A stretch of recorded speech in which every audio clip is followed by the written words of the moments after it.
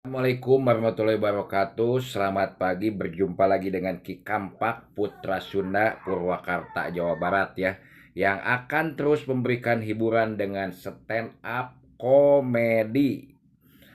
Tah di dia Ki Kampak rek caritanya boga rekan di Bandung, ejeng indung nate didinya teh arana teh Bimamat teh, dipanggil nate Bimamat, berarti arana teh Mamat emang meureun awewe ge. Wawuh lah Ki Kampak teh jeung Bimamat jeung babaturanana di dinya si Budi. Baturan Ki Kampak teh si Budi, indungna Bimamat. Sok ulin ka imah si Budi teh, nyata sok amprok we jeung indungna gitu. Nu dicaritakeun teh jarah we jeung jarah. Tah di dieu lamun teu bisa memaknaina anu loba teuing jarah teh aya efek negatifna. Pasti anu jarah teh di mana-mana ge tujuan dina pikiran jeung otak nama hayang sukses. Lamun jarah teh ka mana-mana teh pasti hayang sukses. Tah eta teh Bimamat ge sering jarah geus ka mana nepi lah pokona mah jarah ka keliling sa Indonesia ge geus ka mana. Teu sukses-sukses.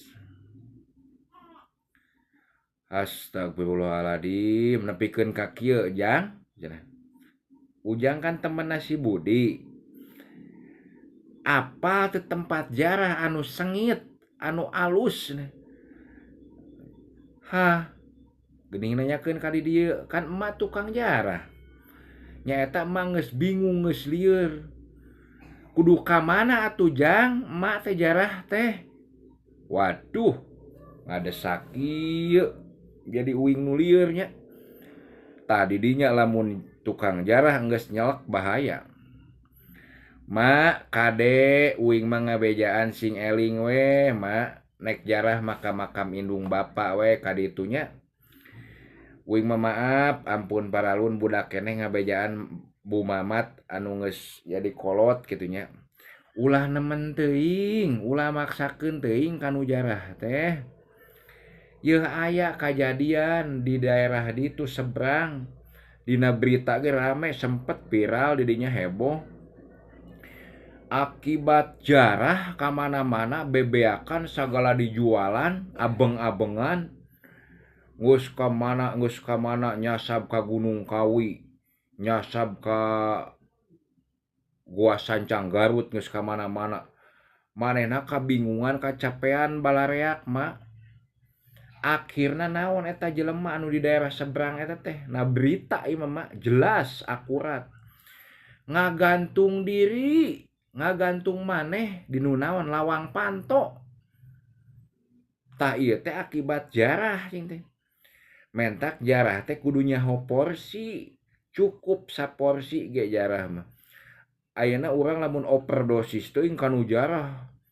Nu aya beak ieu ditinggalkeun anak pamajikan ge lolobana teh.